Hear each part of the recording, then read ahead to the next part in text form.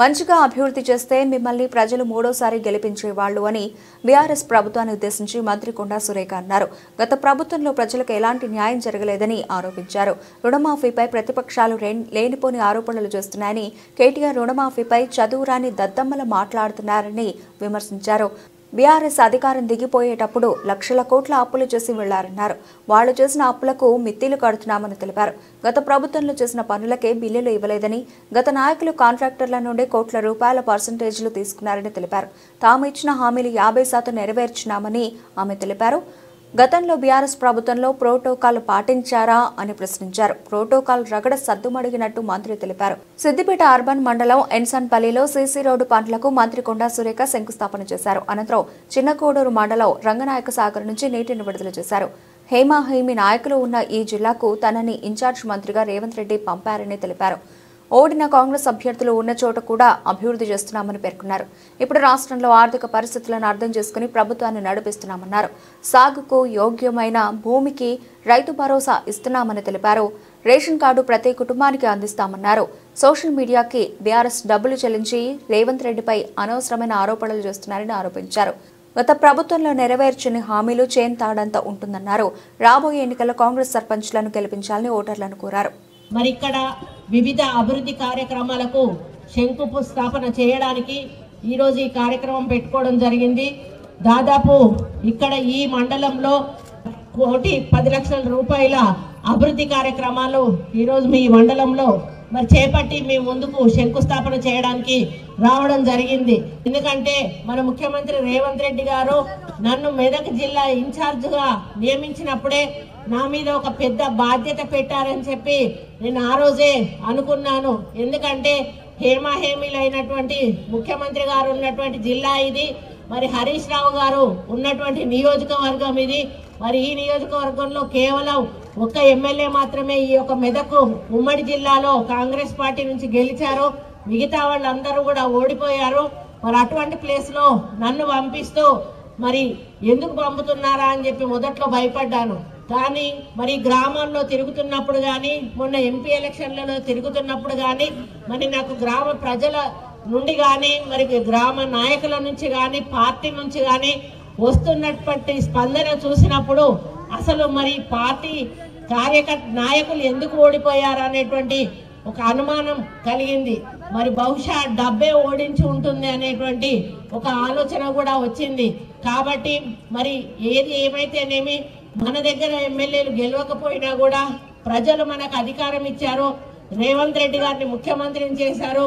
కాబట్టి మరి ఓడిపోయిన చోట కూడా మన ఎవరైతే నిలబడ్డ నాయకులు ఉన్నారో ఇన్ఛార్జీలను బలపరుస్తూ మరి వారు మళ్ళీ వచ్చేసారి నిలబడ్డప్పుడు గెలవడానికి మనం పునాది ఇప్పటి నుంచే వేయాల్సిన అవసరం ఉంది. కాబట్టి ఈ అభివృద్ధి కార్యక్రమాలు ముఖ్యమంత్రి గారు ప్రతి నియోజకవర్గానికి కూడా ఇచ్చినప్పుడు మరి మన ఓడిపోయిన అభ్యర్థులు ఉన్న చోట కూడా ఆ యొక్క మరి అభివృద్ధిని కొనసాగిస్తూ ముందుకు పోతా ఉన్నాం.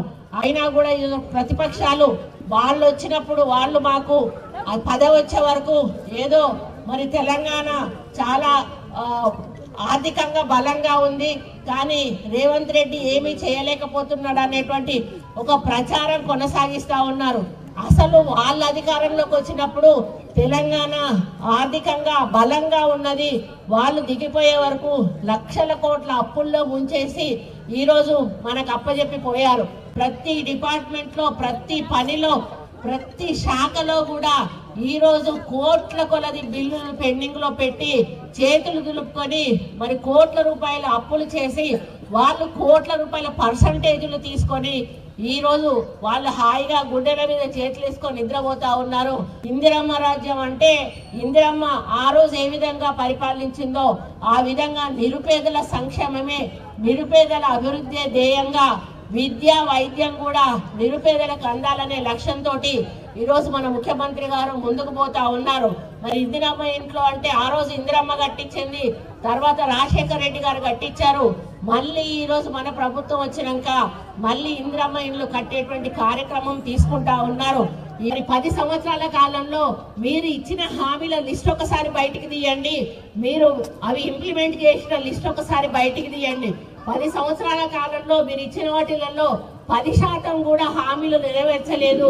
మేము ఈరోజు ఒక సంవత్సరంలోనే దాదాపు 50% ఎక్కువ ఈరోజు మేము హామీలను నెరవేర్చాము. ఇంకా 4 సంవత్సరాల అధికారం మాకున్నది.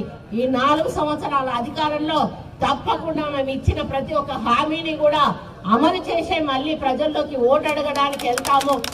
ఏదో కేటీఆర్ మాట్లాడుతాండు కదా, మరి ఆయన సోషల్ మీడియాలో ప్రచారం చేస్తా ఉన్నాయి కదా అని నమ్మితే మళ్ళీ మనం బోల్తా పడితే ఇంకా మనం జీవితాంతం కూడా తెలంగాణ అసలు మన భారతదేశ పటంలో కనిపించే పరిస్థితి ఉండదు. ఆ స్థితికి మన తెలంగాణ తీసుకుపోతారు. కాబట్టి రాబోయే ఎన్నికల్లో కాంగ్రెస్ పార్టీ సర్పంచ్లను గెలిపించండి.